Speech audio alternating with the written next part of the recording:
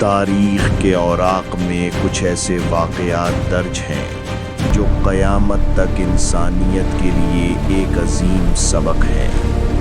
ایک ایسا دور جب بنی اسرائیل پر ظلم کے بادل اس قدر گہرے تھے کہ انہیں اپنے ہی آبائی گھروں سے بے دخل کر دیا گیا تھا۔ ان کے بچے اور ان کے عزیز ان سے چھین لیے گئے تھے۔ ان پر ایک ظالم اور جابر قوم مسلط تھی، اور اس قوم کا سردار ایک ایسا جلد گر، دہشتناک اور عظیم الجثہ شخص تھا جس کے قد و قامت اور ہیبت کے سامنے بڑے بڑے جنگجو کانپ اٹھتے تھے۔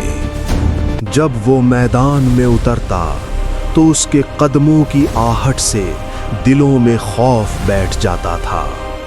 اس کا نام تھا جالوت، ایک ایسا دشمن جسے ہرانا بشری طاقت کے مطابق ناممکن لگتا تھا، لیکن اللہ کی خاموش تدبیر کے سامنے ہر گھمنڈ مٹی میں مل جاتا ہے۔ ایسی ہی عظیم، روحانی اور سباق مستریق کے سفر میں ہمارے ساتھ جڑے رہنے کے لیے امہ اوریجنز کو سبسکرائب کریں۔ آئیے اس واقعے کی گہرائی میں چلتے ہیں۔ اپنی ذلت، بے بسی اور دشمن کی مسلسل غلامی سے تنگ آ کر بنی اسرائیل اپنے وقت کے نبی حضرت شمیعول علیہ السلام کے پاس جمع ہوئے۔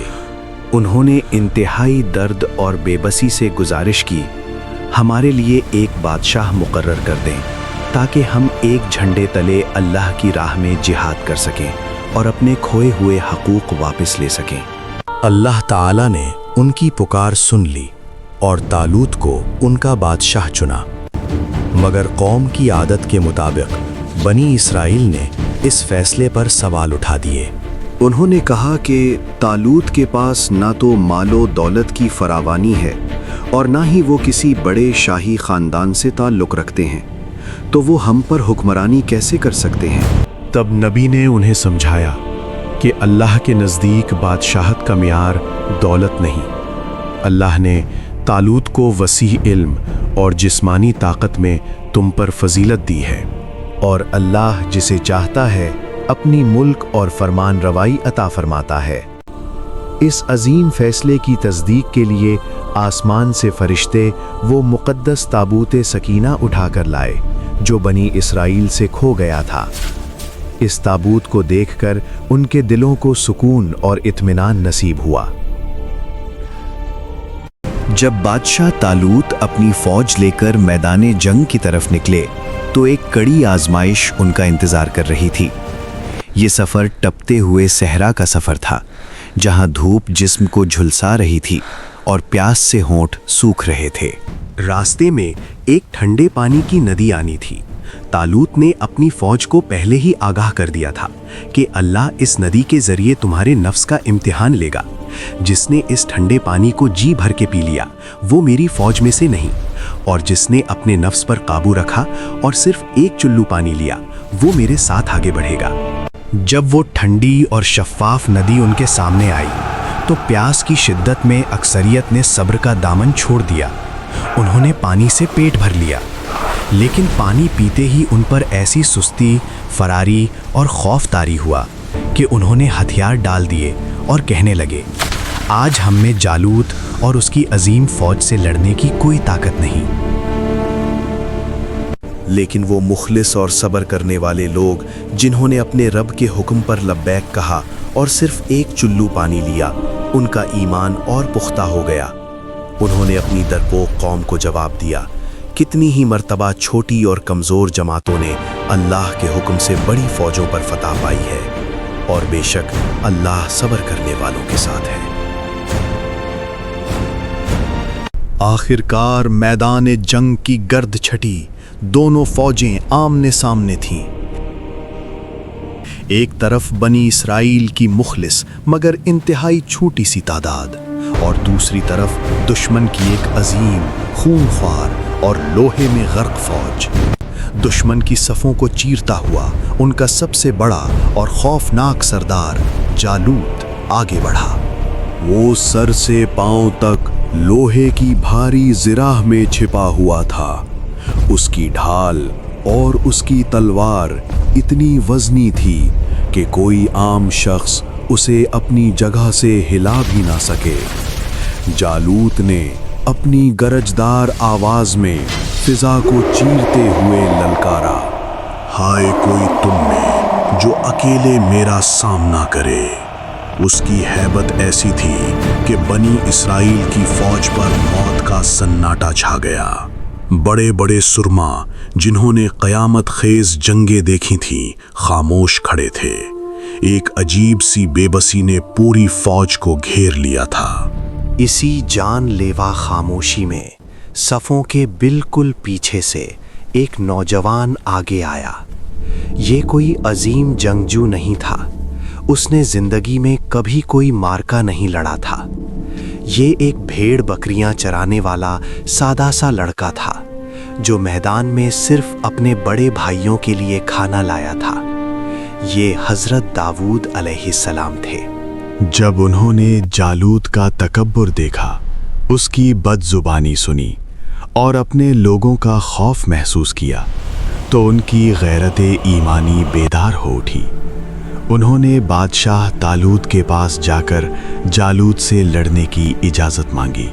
तालूत इस जवान और निहत्थे लड़के को देखकर सख्त हैरान थे, लेकिन हज़रत दाऊद अलैहिस्सलाम के चेहरे पर जो कामिल यकीन और नूर था, उसने तालूत को राज़ी कर लिया।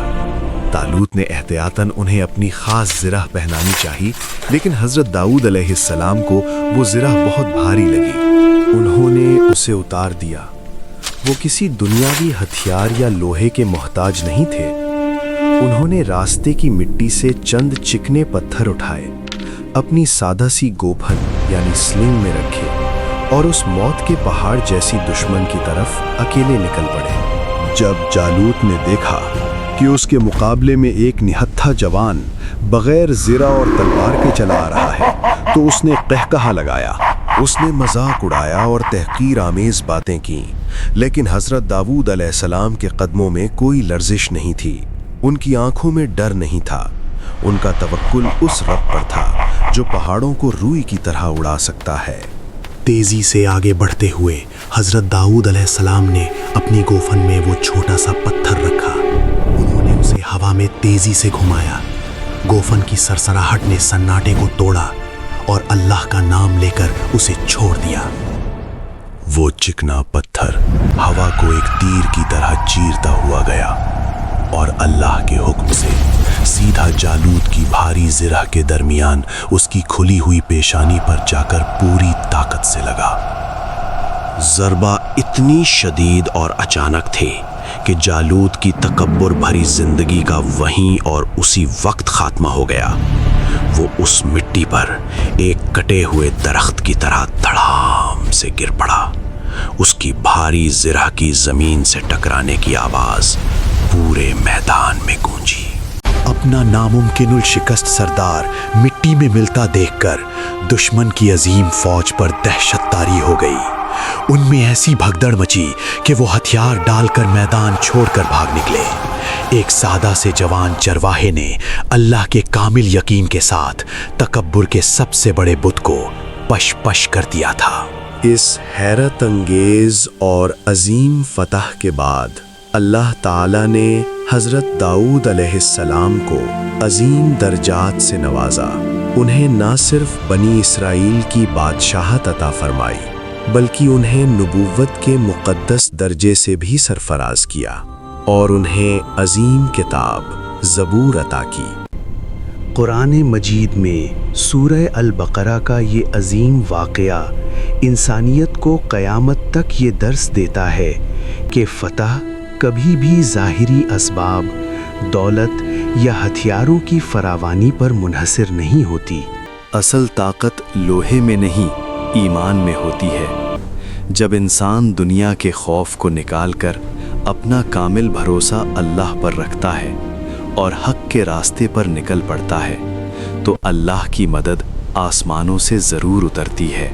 थोड़ी सी ताकत और छोटी से छोटी कोशिश भी अगर खलूस और ईमान के साथ हो तो वो बड़े से बड़े जुल्म को मिटा सकती है।